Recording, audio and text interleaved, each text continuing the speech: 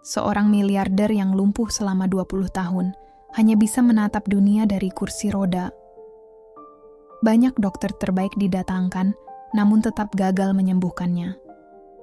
Hingga suatu hari, seorang pemuda lusuh datang dan berkata dengan tenang, "Beri saya 20 menit, saya bisa membuat Anda berjalan lagi." Semua tertawa, termasuk putri cantik sang miliarder yang justru menghina dan menantangnya. Tapi tak satu pun dari mereka tahu siapa pria itu sebenarnya. Dan keajaiban pun terjadi. Langit sore di desa Karangwuni perlahan meredup. Awan kelabu menutup matahari, menyisakan semburat jingga pucat yang menggantung di atas sawah-sawah kering yang retak oleh kemarau. Di antara botol-botol bekas, besi berkarat, dan kardus lembab yang berserakan, seorang pria bertubuh kurus berdiri memanggul karung besar di punggungnya. Pakaiannya lusuh, wajahnya penuh debu, namun sorot matanya tetap tenang. Dialah Iwan, pemulung botol bekas yang sudah bertahun-tahun menggantungkan hidup dari sisa-sisa kota kecil itu. Setiap pagi, Iwan mengayuh sepeda tuanya menyusuri ganggang desa dan tempat pembuangan sampah. Ia memungut botol, kaleng, dan apapun yang masih bisa dijual. Penghasilannya memang tak seberapa, namun cukup untuk membeli beras dan lauk sederhana bagi dirinya dan sang istri, Rani. Rani adalah perempuan muda yang cantik. Namun belakangan, senyumnya semakin jarang terlihat. Sejak menikah 3 tahun lalu, Rani terasa dingin, mudah marah, dan sering diam tanpa sebab. Iwan selalu mengira itu karena lelah hidup dalam kemiskinan. Sore itu, Iwan pulang lebih cepat. Karungnya sudah penuh dan langit tampak bersiap menurunkan hujan. Ia mengayuh sepeda menuju rumah kecilnya di ujung desa. Rumah beratap seng dengan dinding papan yang mulai lapuk dimakan usia. Namun sebelum sampai, langkahnya terhenti. Dari celah pintu rumah yang sedikit terbuka, terdengar suara lirih. Bukan tangisan, melainkan desah pelan yang membuat dadanya berdegup tak menentu. Iwan membeku. Ia menatap ke dalam. Seseorang ada di sana. Suara itu semakin jelas. Dengan langkah hati-hati, ia mendekat. Karung besar di punggungnya bergeser, menimbulkan gesekan halus. Ia mendengar suara Rani dan suara seorang pria lain. "Cepat, jangan lama-lama, nanti dia pulang." Suara Rani terdengar bergetar.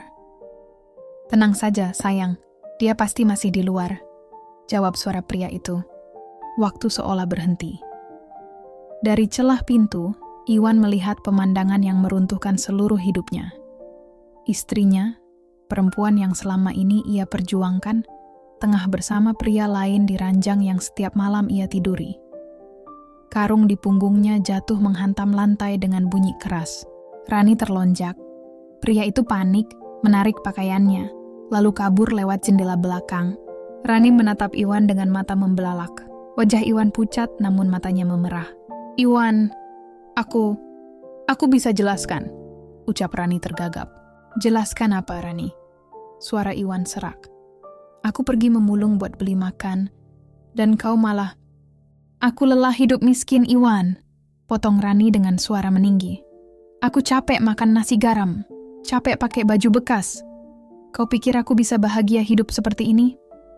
Kata-kata itu menghantam Iwan lebih keras dari apapun. Ia tak sanggup menjawab. Dadanya terasa sesak. "Keluar dari rumah ini," bentak Rani. "Aku tidak mau hidup dengan pemulung lagi." Dengan kasar, Rani mendorong tubuh Iwan keluar. Hujan pun turun. Langit menghitam. Iwan berdiri terpaku. Air hujan membasuh wajahnya, bercampur dengan air mata, yang bahkan tak ia sadari mengalir. Ia tak menoleh lagi. Rumah itu bukan lagi tempat pulang. Malam itu, Iwan duduk di sebuah gubuk kosong di pinggir sawah. Lampu-lampu desa tampak kecil di kejauhan. Perutnya lapar, tubuhnya menggigil, namun pikirannya terlalu hancur untuk peduli. "Kalau hidup cuma begini, buat apa aku bertahan?" Gumamnya pelan. Namun jauh di lubuk hatinya, ada suara kecil yang menolak menyerah. Ia teringat pesan ibunya dahulu. "Selama kau masih bernapas, artinya kau belum kalah." Iwan menatap karung botol di sampingnya. Tangannya mengepal. "Baik, Aku akan pergi ke kota. Mungkin nasibku menunggu di sana. Keesokan harinya, Iwan mengayuh sepeda tuanya menuju kota besar terdekat. Ia hanya membawa pakaian seadanya, karung bekas, dan uang receh hasil menjual botol kemarin. Perjalanan memakan waktu 2 hari. Malam pertama, ia tidur di emperan toko. Malam kedua, ia menumpang di musala tua di pinggiran kota. Saat akhirnya tiba di jantung kota, Iwan tertegun. Gedung-gedung menjulang, kendaraan berdesakan, dan manusia berjalan tergesa dengan pakaian rapi. Ia merasa kecil, namun jantungnya berdegup cepat. Sayangnya, kota tak ramah bagi orang seperti dirinya. Tak ada yang mau mempekerjakannya. Ia mencoba menjadi tukang cuci mobil, penjaga parkir, bahkan pemungut sampah kota. Semua menolak karena ia tak punya alamat tetap. Hari demi hari berlalu. Iwan bertahan hidup dari roti sisa dan air keran taman. Hingga suatu sore, saat ia terduduk lelah di bangku taman kota, matanya tertuju pada selembar brosur yang tertiup angin dan menempel di kakinya. Ia meraihnya. Tulisan besar di atasnya berbunyi, "Diberikan hadiah 1 miliar rupiah bagi siapapun yang dapat menyembuhkan Tuan Firman Darmawan." Di bawahnya tertera alamat, Jalan Sudirman nomor 88, Mentari Residence. Iwan membaca berulang kali. Keningnya berkerut. Menyembuhkan? Aku bukan dokter. Namun sesuatu di dalam dadanya bergetar. Entah kenapa, ia merasa panggilan itu ditujukan padanya. Ia teringat anugerah aneh yang selama ini ia sembunyikan. Bertahun-tahun lalu, ia pernah menyembuhkan anak tetangganya yang demam tinggi hanya dengan menempelkan tangan di dahinya. Suhu tubuh anak itu turun seketika. Ia juga pernah menyelamatkan kambing sekarat hanya dengan mengusap punggungnya. Ia selalu menganggap itu kebetulan. Kini, mungkin itulah takdirnya. Iwan menatap brosur itu sekali lagi, lalu menghela napas panjang. Kalau ini jalanku, aku harus mencobanya. Rumah Tuan Firman Darmawan menjulang megah, menyerupai istana kecil di tengah kawasan elit kota. Gerbang besi tinggi menjulang, taman luas tertata rapi, dan 2 satpam berdiri tegap di depan pintu utama. Iwan berhenti di hadapan kemegahan itu. Pakaiannya lusuh, rambutnya berantakan, karung masih menggantung di punggungnya. Ia menarik napas panjang, lalu melangkah maju. "Permisi, saya ingin bertemu Tuan Firman," ucapnya pelan. Satpam pertama menatapnya dari ujung kepala hingga kaki dengan senyum meremehkan. "Kau siapa, pengemis?" "Bukan. Saya ingin mencoba menyembuhkan beliau." Satpam kedua tertawa keras. "Menyembuhkan? Kau pikir kau siapa? Lihat bajumu saja sudah sobek." Iwan menunduk sejenak, namun suaranya tetap tenang. "Saya hanya minta 1 kesempatan." "Tidak bisa. Pergi dari sini atau kami panggil polisi." Iwan hendak mundur ketika sebuah suara berat terdengar dari dalam rumah. "Ada apa ini?" Seorang pria berjas putih keluar. Usianya sekitar 40 tahun, wajahnya tegas, mata tajam, stetoskop tergantung di lehernya. Dialah Dr. Tomo. "Orang ini mengaku bisa menyembuhkan Tuan Firman," lapor satpam. Dr. Tomo menatap Iwan dari ujung rambut sampai ujung kaki, lalu tersenyum sinis. "Kau menyembuhkan? Kau bahkan terlihat seperti pasien yang butuh pertolongan." Iwan tak membalas tatapan itu. "Saya hanya ingin mencoba, tidak lebih." Dr. Tomo mendengus. "Kau tahu siapa Tuan Firman? Dia lumpuh 20 tahun. Puluhan dokter gagal termasuk saya. Kau pikir orang seperti kau bisa?" Iwan hanya menjawab pelan, "Saya tidak tahu, tapi izinkan saya mencoba." Dr. Tomo hendak mengusirnya, namun Iwan tiba-tiba berkata lirih, "Dokter akhir-akhir ini sulit tidur. Tubuh sering lemas dan nafsu makan menurun, bukan?" Dr. Tomo membeku. Matanya menajam. "Apa? Dari mana kau tahu?" Iwan menatapnya tenang. Wajah dokter pucat, lingkar mata menghitam. Tangan dokter sedikit bergetar saat berbicara. Itu bukan sekadar kelelahan. Dr. Tomo terdiam. Semua itu benar, dan tak seorang pun pernah ia ceritakan. Untuk pertama kalinya, wajah angkuhnya berubah serius. Setelah menatap Iwan cukup lama, ia berkata pelan, "Baik, masuklah. Tapi kalau kau main-main, aku sendiri yang akan mengusirmu." Begitu masuk, suasana rumah terasa berbeda. Udara dipenuhi aroma obat dan bunga segar, bercampur bunyi mesin medis yang berdengung halus. Iwan dibawa ke sebuah kamar besar di lantai 2. Di atas ranjang mewah terbaring seorang pria tua berwajah pucat, Tuan Firman Darmawan, pengusaha besar yang namanya dikenal seantero kota. Di samping ranjang duduk seorang wanita muda, berparas cantik dengan sorot mata dingin dan tegas. Bibirnya merah menyala, wajahnya penuh wibawa. Dialah Sinta, putri semata wayang Firman sekaligus presiden grup perusahaan keluarga. Begitu melihat Iwan, Sinta langsung berdiri. "Siapa orang ini?" bentaknya. "Dia mengaku bisa menyembuhkan ayah Anda," jawab Dr. Tomo. Sinta tertawa pendek. "Hah? Lihat dia. Pakaiannya saja seperti pemulung." Iwan tetap diam. Sinta melangkah mendekat, menatapnya dari atas ke bawah. "Kau pikir ini tempat untuk orang jalanan? Ayahku dirawat dokter terbaik, bukan orang gila dari jalan." Dr. Tomo menunduk. "Saya juga ragu, Nona. Tapi dia tahu sesuatu." Sinta menoleh ke ayahnya yang terbaring tak bergerak, hanya monitor medis yang menunjukkan denyut lemah. Dengan nada sinis ia berkata, "Baik, kalau kau bisa menyembuhkan ayahku, aku akan memberimu apapun yang kau minta." Ia menatap Iwan tajam. "Bahkan, dan aku rela menjadi istrimu." Ruangan mendadak hening. Semua orang terkejut. Iwan tak menanggapi.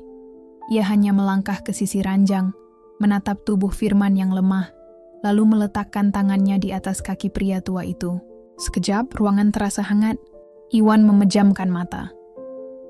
Tangannya bergerak perlahan, memijat lembut, menekan titik-titik tertentu di kaki yang telah lama mati rasa. Ia tak bicara, hanya sesekali menarik napas panjang. 20 menit berlalu.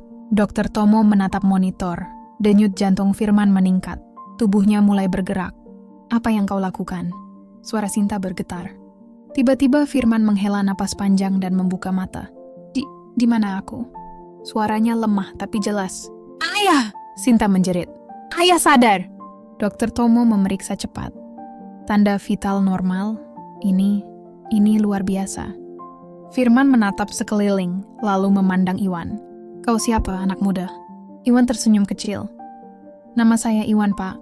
Saya hanya mencoba membantu." Firman mencoba duduk. Dan tanpa disangka kakinya bergerak. "Ayah, kaki ayah!" Sinta menjerit lagi, lebih keras. Ruangan membeku. Dr. Tomo terpaku. Dengan perlahan Firman menurunkan kakinya ke lantai dan mencoba berdiri. Tubuhnya sempat goyah, lalu tegak. Untuk pertama kalinya dalam 20 tahun, Tuan Firman Darmawan berdiri di atas kakinya sendiri.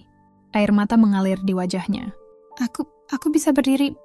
Sinta menutup mulutnya, menangis tanpa suara. Ia menatap Iwan, lalu menunduk dalam-dalam. Aku minta maaf atas kata-kataku tadi." Iwan mengangguk pelan. "Tidak apa-apa, yang penting ayah Anda sembuh." Namun tiba-tiba, sebuah vas bunga di dekat jendela pecah berantakan. Semua orang terkejut. Iwan spontan menoleh. "Hati-hati," katanya cepat. "Ada yang mencoba mencelakai." Dr. Tomo berlari ke jendela, namun tak melihat siapapun. Angin malam berhembus masuk, dingin dan tajam. Iwan menatap pecahan kaca di lantai. "Ada yang tidak ingin Tuan Firman sembuh," ucapnya pelan. Sinta menatapnya serius. "Apa maksudmu?" Iwan tak menjawab. Ia memungut sepotong kaca kecil, menatap pantulannya, lalu berkata lirih, "Seseorang mengatur semuanya dari balik bayangan, dan saya akan mencari tahu." Malam itu, suasana di rumah keluarga Darmawan dipenuhi haru dan kelegaan. Dr. Tomo tak henti-hentinya memuji kemampuan Iwan, seolah tak percaya apa yang baru saja ia saksikan. Tuan Firman tertawa bahagia, tawa yang sudah puluhan tahun tak terdengar di rumah megah itu. Sinta, yang sebelumnya memandang Iwan dengan sinis, kini menatapnya dengan sorot mata berbeda, lebih lembut, lebih dalam. Keesokan harinya, sesuai janjinya, Tuan Firman menyerahkan hadiah uang dalam jumlah besar kepada Iwan. Namun Iwan menolak sebagian besar dari pemberian itu. Ia hanya meminta cukup untuk membeli sebuah rumah kecil di pinggiran kota. Ia tak tertarik pada kemewahan. Bahkan, ia memilih bekerja di perusahaan milik keluarga Darmawan sebagai asisten pribadi Sinta. Sinta tak menolak. Ia tahu, pria sederhana itulah yang telah mengubah hidup ayahnya dan keluarganya. Namun tanpa ia sadari, di balik profesionalitasnya, mulai tumbuh sesuatu di hatinya. Rasa kagum itu perlahan berubah menjadi cinta. Sayangnya, tak semua orang ikut bahagia. Di balik dinding megah gedung Darmawan Group, sepasang mata memandang dengan penuh dendam. Burhan, adik angkat Sinta, menatap foto Iwan yang tergeletak di atas meja kerjanya. Tangannya mengepal kuat. Jadi ini orangnya, gumamnya dingin. Orang yang merebut perhatian mereka semua. Ia mendengus pelan. Aku yang seharusnya menjadi pewaris Darmawan Group. Kau akan menyesal sudah datang ke kota ini, Iwan. Beberapa minggu berlalu sejak keajaiban itu terjadi. Kabar tentang kesembuhan Tuan Firman Darmawan menyebar ke seluruh kota. Media menulisnya sebagai mukjizat medis. Namun tak satu pun tahu bahwa penyelamat sang pengusaha bukan dokter ternama, melainkan seorang pemulung dari desa bernama Iwan. Di gedung pusat Darmawan Group, Iwan kini bekerja sebagai asisten pribadi Sinta. Ia menyusun laporan, menemani rapat, hingga sekadar menyiapkan kopi. Meski kini berpakaian rapi, sikapnya tetap sederhana. Tak pernah pamer, tak pernah sombong. Banyak karyawan memandangnya dengan heran dan iri. Bagaimana mungkin pria seperti dia bisa sedekat itu dengan presiden perusahaan? Namun bagi Sinta, Iwan bukan sekadar pegawai. Setiap kali ia melihat Iwan berdiri di balik kaca ruangannya dengan sikap tenang dan rendah hati, ada sesuatu yang bergetar di dadanya. Rasa kagum itu tumbuh semakin dalam, meski ia tak pernah berani mengakuinya. Suatu pagi, Iwan mengetuk pintu ruangannya. "Masuk," ucap Sinta sambil menengadah dari meja kerja. Iwan melangkah masuk membawa berkas. "Ini laporan keuangan bulan lalu, Nona Sinta. Sudah saya periksa ulang, tidak ada kesalahan." Sinta tersenyum kecil. "Kau selalu teliti, Iwan." Iwan menunduk sopan. "Saya hanya berusaha melakukan yang terbaik." Ia berbalik hendak keluar, namun langkahnya terhenti. "Iwan?" "Iya, Nona. Kau bisa panggil aku Sinta saja. Tak perlu terlalu formal." Iwan menatapnya sejenak lalu mengangguk. "Baik, Sinta." Sinta tersenyum. Ada rona merah di pipinya. Ia sendiri tak tahu mengapa namanya terdengar berbeda saat diucapkan oleh pria itu. Lebih hangat, lebih tulus. Seolah ruangan dingin itu mendadak hidup. Namun kebahagiaan kecil itu tak bertahan lama. Di balik layar perusahaan, Burhan mulai menjalankan rencananya. Sejak kecil, Tuan Firman memang menganggapnya seperti anak sendiri, namun tetap menjadikan Sinta sebagai pewaris utama. Kini, setelah Iwan datang, perhatian semua orang semakin menjauh darinya, termasuk Sinta. Burhan tak bisa menerima itu. Suatu malam, di ruang kerjanya yang gelap, Burhan menatap layar laptop. Data transaksi perusahaan terpampang jelas. Bibirnya melengkung sinis. "Sedikit saja aku ubah angka-angka ini. Besok perusahaan akan kacau," bisiknya. Jarinya pun bergerak cepat. Ia memasukkan tanda tangan digital atas nama Iwan dan mengirim laporan manipulatif itu ke bagian audit. "Besok pagi engkau akan jadi kambing hitam, Iwan." Keesokan harinya, suasana kantor mendadak tegang. Beberapa staf keuangan berlari ke ruang Sinta membawa dokumen tebal. "Nona Sinta, ada masalah besar. Laporan bulan lalu menunjukkan transaksi fiktif senilai 2 miliar rupiah." Sinta terperanjat. "Apa, dari mana data ini?" "Dari laporan yang ditandatangani oleh asisten Anda, Iwan." Semua mata beralih ke Iwan yang berdiri di sudut ruangan. Ia tertegun. Saya tidak pernah." "Cukup," potong Sinta. Nadanya tegas, namun matanya diliputi kebingungan. "Kita periksa dulu." Tak lama kemudian, laporan itu ditampilkan di layar besar. Di bagian bawah, tertera jelas tanda tangan digital, Iwan Prasetyo. Tatapan curiga mengisi ruangan. Saat itulah Burhan masuk dengan wajah prihatin. "Kak Sinta, aku sudah bilang sejak awal. Orang ini mencurigakan. Datang entah dari mana, tiba-tiba dapat kepercayaan besar. Dan sekarang lihat apa yang terjadi." Iwan menatap Burhan, tenang namun tajam. "Jadi ini ulahmu?" Burhan tersenyum kecil. Ulahku, kau menuduh tanpa bukti? Hati-hati Iwan. Di tempat seperti ini, kata-kata bisa membunuh. Sinta menatap Iwan dengan ragu. Hatinya terbelah antara percaya dan kecewa. Iwan, aku ingin mempercayaimu, tapi semua bukti mengarah padamu. Iwan menunduk. Saya mengerti, tapi izinkan saya mencari kebenarannya sendiri. Hari itu, Iwan diskors sementara. Ia tak melawan. Ia hanya pulang ke rumah kecilnya di pinggiran kota, duduk di kursi tua, menatap langit malam. Namun jauh di dalam pikirannya, ia tahu siapa dalangnya. Mereka harus tahu kebenarannya, gumamnya. Malam itu juga, Iwan kembali diam-diam ke gedung perusahaan. Ia mengenakan pakaian petugas kebersihan dan menyelinap lewat pintu belakang. Ia tahu keamanan ketat, tapi ia juga tahu celahnya, ruang server di lantai bawah, yang jarang dijaga malam hari.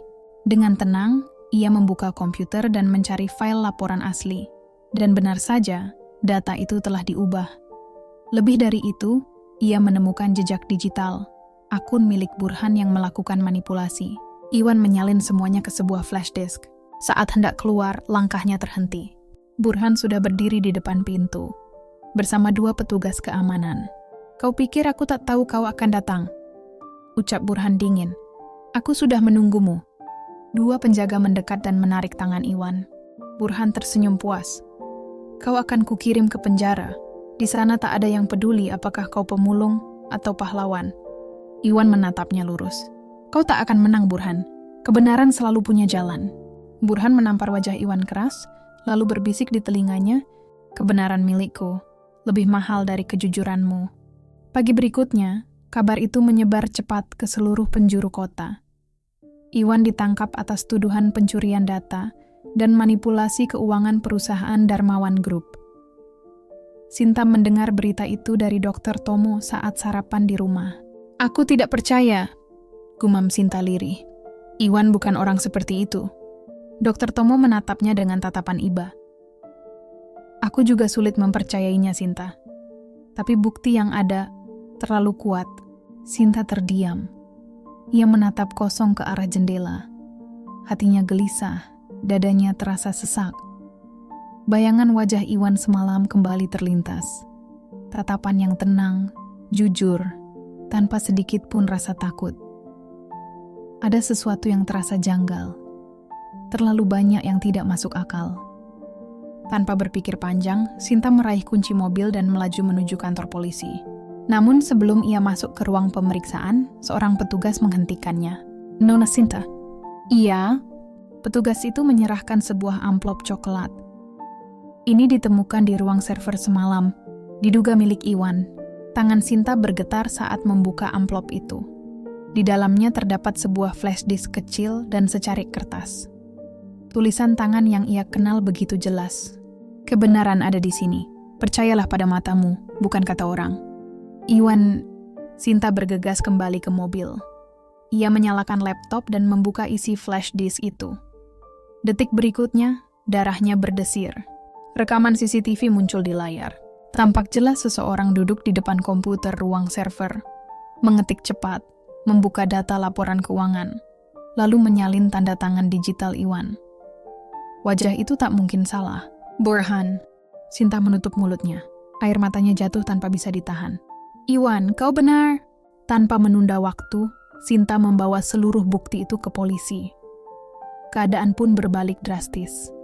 Burhan ditangkap di kantornya sendiri saat sedang memerintahkan beberapa pegawai menghapus data server. Lepaskan aku, teriaknya panik. Kalian tidak tahu siapa aku. Namun polisi tak peduli. Bukti yang Iwan kumpulkan terlalu kuat untuk dibantah.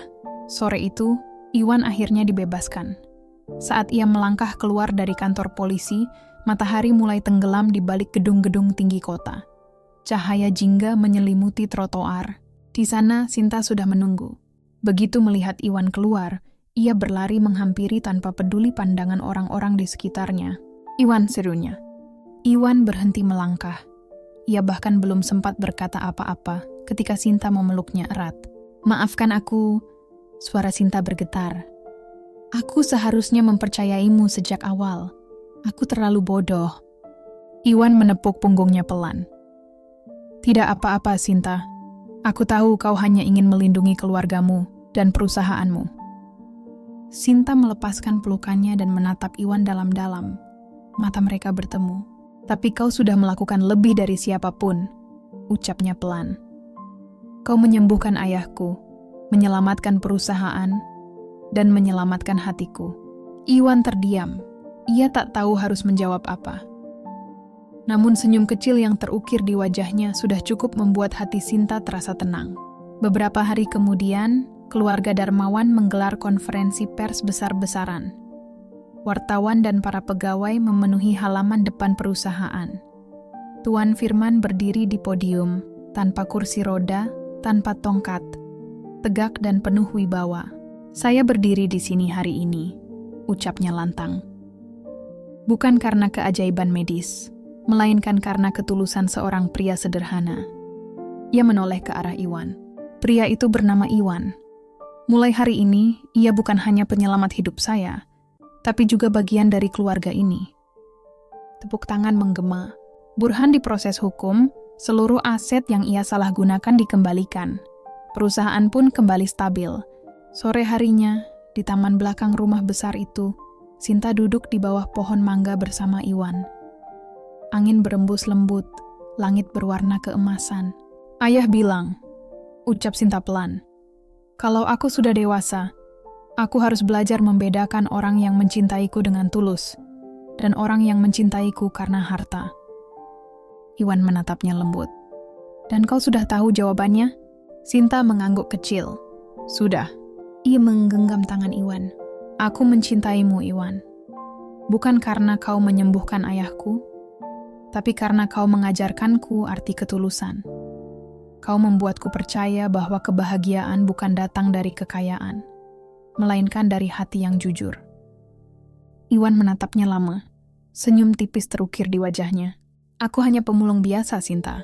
Dunia kita berbeda. Sinta menggeleng pelan. Tidak lagi. Ia menatap mata Iwan dalam-dalam. Sekarang, dunia kita sama. Tanpa banyak kata, jarak di antara mereka perlahan menghilang. Cinta yang selama ini tersembunyi akhirnya menemukan jalannya.